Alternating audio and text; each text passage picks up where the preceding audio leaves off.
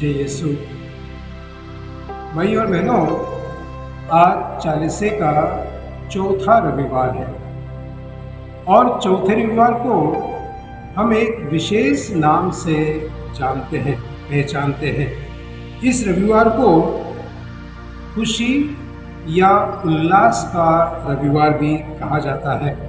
लेकिन क्यों इस चालीसे के चौथे रविवार को हम खुशी का रविवार कहते हैं, आनंद और उल्लास का रविवार कहते हैं? उसके दो कारण हैं। पहला कारण कि हम पास्का पर्व के नज़दीक हैं और दूसरा कारण कि ईश्वर की दया और क्षमा हमें प्रभु यीशु के माध्यम से मिलती है। आज का सुसमाचार जो संत लूकस के सुसमाचार से दिया गया है, अध्याय 15, जो दृष्टांत है उसका नाम है उड़ाऊ पुत्र। भाई और बहनों, ये उल्लास का दृष्टांत है, खुशी और आनंद का दृष्टांत है। पवित्र बाइबल में उड़ाऊ पुत्र का जो दृष्टांत है वो शायद सर्व लोकप्रिय दृष्टांत है। क्यों? क्योंकि ये जो दृष्टांत है, हम इसमें पाते हैं कि हम भी शायद कभी कभी उस उड़ाऊ पुत्र के जैसे हैं, बड़े भाई के समान हैं, और इसीलिए ये जो दृष्टांत है अपने मन को छू जाता है। यह कहानी दो बातों को दर्शाती है। उड़ाऊ पुत्र का जो दृष्टांत है उसके दो पहलू हैं। पहली बात तो ये कि उड़ाऊ पुत्र जब अपने पिता से दूर गया तो वह और बिगड़ गया, खराब बन गया, उसकी दुर्दशा हो गई। और दूसरी बात यह दर्शाती है कि जब उड़ाऊ पुत्र सब कुछ छोड़ करके अपने पिता के पास में वापस लौटा तो उसने एक नया जीवन पाया। उसे बेटे का दर्जा पुनः दिया गया और उसने अपने पिता के यहाँ फिर से रहना शुरू किया। आइए हम इन दो बातों पर मनन चिंतन करते हैं। पहला, उड़ाऊ पुत्र की दुर्दशा। पिता से अपनी संपत्ति लेने के बाद उड़ाऊ पुत्र की हालत बेकार हो जाती है। वो दूर देश चला गया और वहाँ उसने अपना जीवन भोग विलास में उसने अपनी संपत्ति को उड़ा दी। उड़ाऊ पुत्र का बड़ा भाई कहता है कि उसने धन दौलत को, वेश्याओं के पीछे संपत्ति को उसने उड़ा दी।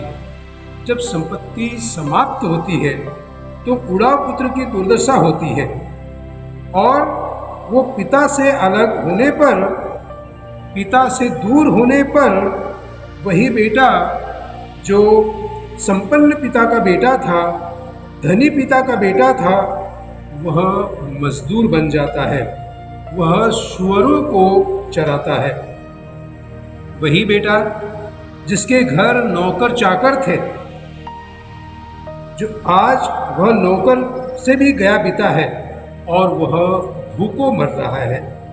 वही बेटा जिसके हाथों में सोने की अंगूठी थी, सुंदर वस्त्र पहनता था, आज पिता से दूर होने के बाद उसे अपने तन को ढकने के लिए कपड़े भी नहीं है।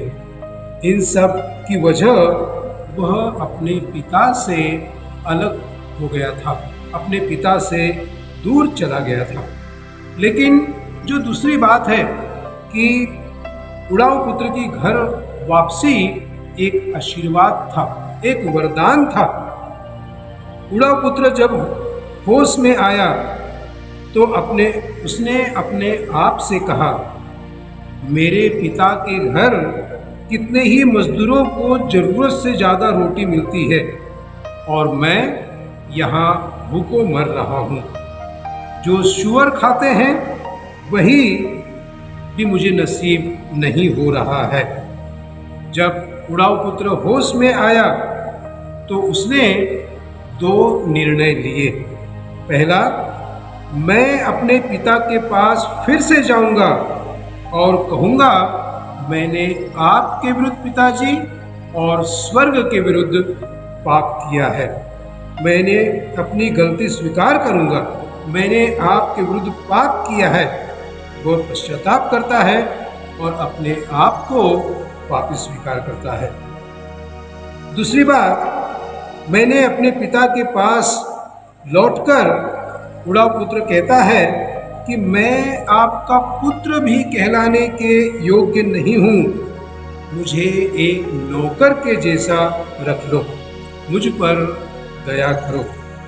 भाई और बहनों, बेटे की इन बातों को सुनकर पिता का दिल दया से द्रवित हो उठता है और पिताजी पिछली सब बातों को भुलाकर अपने बेटे को गले लगा लेता है।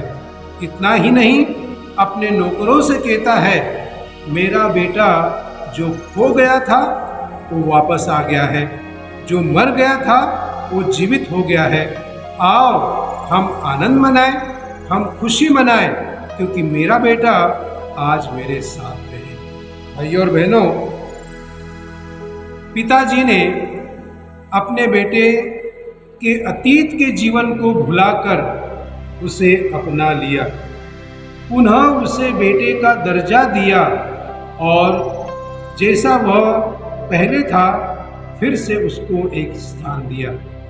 हमारे जीवन में जब हम पाप को त्याग करके, जब हम होश में आ करके प्रभु यीशु क्रिस्त के पास आकर उससे गिड़गिड़ाते हुए कहते हैं, प्रभु मैं पापी हूँ, मुझ पर दया कर।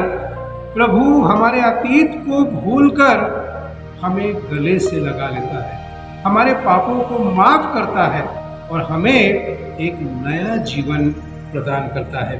भाई और बहनों, उड़ाऊ पुत्र का दृष्टांत इस दुख भोग में हमें इसी बात के लिए आमंत्रित करता है कि हम पिता के पास वापस लौटें, पश्चाताप करें, त्याग और तपस्या करें, अच्छा पाप स्वीकार करें और अपने पिता से कहें, मैं आपका बेटा कहलाने के योग्य नहीं हूँ, मैं पापी हूँ, मुझे अपना लीजिए। और प्रभु अपनी बाहें फैलाकर हमें क्षमा करेंगे, हमें अपनाएंगे। तो भोग का ये चौथा रविवार हम सबों को कृपा प्रदान करें प्रभु यीशु क्रिस्त के करीब आने के लिए, प्रभु में नया जीवन जीने के लिए। जय यीशु।